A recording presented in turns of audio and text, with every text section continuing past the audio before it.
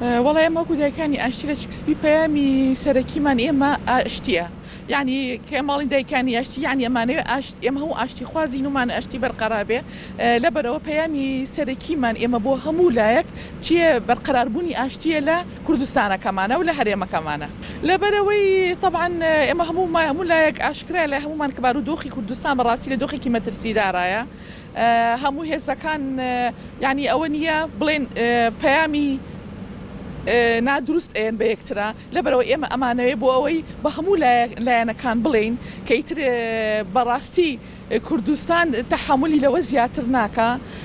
باردۆخێکی زۆر ناخۆش و مەترسیدارمان هەیە ئەمانەوێت ئاشتی بەرقەرار بێ ئەمانەوێت ئەمن و ئاسایش بێ ئەمانەوەی تر ڕۆڵەی کەس نەکوژرێ جەرگی هیچ دایکێک نەسووتێ. ئێمە وەکو دایکان بەڕاستی ئەمانەوێت ئیتر خەمی لە خەمی ڕۆڵەکانمانین ڕۆڵەی کورد بێت ڕۆڵەی هەچ لایەک بێ ئێمە گوێ نایەنێ لەبەرەوەی ئێماڵی کاڵین دایکی ئاشتی دایکی هەموو ڕۆڵەکانی کوردین لە هەر چوار پارچەی کوردستانە ئێمە کە خەمی هەر هەمومانە لەبەرەوە ئێمەمانەوێت ئیتر هێزەکان بەرامبەر یەک نەوەسن لایەنەکان ئاشتی لە نێوانیانە بێ و هەروەها ئێمە پەیامی کەشمان هەیە کە هەموو لایەن بەسەردانی هەموو لایەنەکانەکەین بەڕاستی ئێمە داوا لە یەکەم کەس لێ لایەنە سیاسیانەکانەکەین بۆ ئەوەی ئەوان ئاشتی بنەوە بۆ یەک ڕیز بن بۆی برایانە تەعامل لەگەڵ یەکتر بکەن نەک دژ بە یەک بن.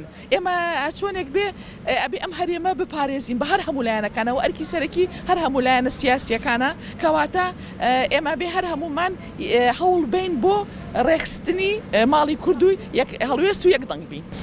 زۆر سوپاسی کاگەدی بەکەینەوەکو بەرپرسی دەستگای شەهیدان زۆر بەڵێنی هاوکاری و پشتگیری پێی هیوادارین جێبەجێ بکرێ. طبعاً ئێمەڵی کە دەستگای شەهیدان بەڕاستی دەستگای ئەمە شەهیدانی هەر هەموو کوردستانە یعنی ئێمەمانەوە ئیتر شەهید نەبێ بەڕاستی یعنی ڕۆڵەکانمان شەهید نەبن لەبەرەوە دەستگای شەهیدانمان هەڵبژار.